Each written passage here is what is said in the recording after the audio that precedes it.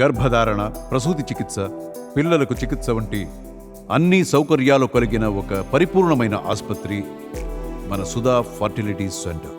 సార్వత్రిక ఎన్నికల్లో టీడీపీ కూటమి ఘన విజయం సాధించిన సంగతి తెలిసిందే. 175 అసెంబ్లీ స్థానాలకు గాను ఏకంగా 164 ఎమ్మెల్యే సీట్లను కైవసం చేసుకుని చరిత్ర సృష్టించింది. ఈ ఎన్నికల్లో జనసేన అధినేత పవన్ కళ్యాణ్ అసలైన గేమ్ చేంజర్ గా నిలిచారు. పొత్తులో భాగంగా జనసేన పోటీ చేసిన 21 స్థానాలలోనూ అభ్యర్థులు విజయం సాధించారు. 2019 గత ఎన్నికల్లో 151 సీట్లలో ఘన విజయం సాధించి అధికారంలోకి వచ్చిన వైసీపీ తీవ్ర ప్రజాగ్రహానికి లోనై కేవలం 11 సీట్లలో మాత్రమే విజయం సాధించగలిగింది. 2019 ఎన్నికల్లో 22 పార్లమెంటు స్థానాలను గెలుచుకున్న ఆ పార్టీ ఈసారి 4 పార్లమెంటు స్థానాలకు మాత్రమే పరిమితమైంది. ప్రభుత్వ వ్యతిరేకత, ప్రజాగ్రహంతో వైసీపీ కంచుకోటలు కూడా బద్దలయ్యాయి.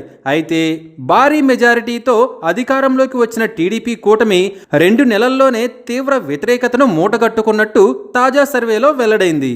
జూన్ 4న చంద్రబాబు అధికారాన్ని చేపట్టారు. అంటే కూటమి ప్రభుత్వం 2 నెలల పాలనను పూర్తి చేసుకుంది.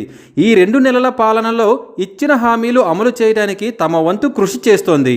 అయినప్పటికీ ప్రభుత్వంపై వ్యతిరేకత వ్యక్తమవుతోందని తాజాగా ఓ సర్వేలో తేలింది. ఈ 2 నెలల కాలంలో చంద్రబాబుకు ప్రజల్లో 10% మద్దతు తగ్గినట్లు ఇండియా టుడే సర్వేలో తేలింది.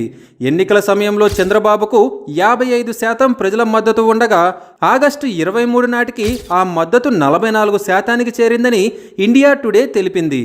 హామీల అమలు జాప్యం వల్లే ప్రజల్లో చంద్రబాబుపై వ్యతిరేకత వ్యక్తమవుతున్నట్లు స్పష్టమవుతోంది. తల్లికి వందనం, గ్యాస్ సిలిండర్లు, ప్రతి మహిళకు నెలకు 1500 రూపాయలు వంటి పథకాలు అమలు కాకపోవటం వల్లే ఈ విధంగా చంద్రబాబు గ్రాఫ్ పడిపోయిందని తెలుస్తోంది.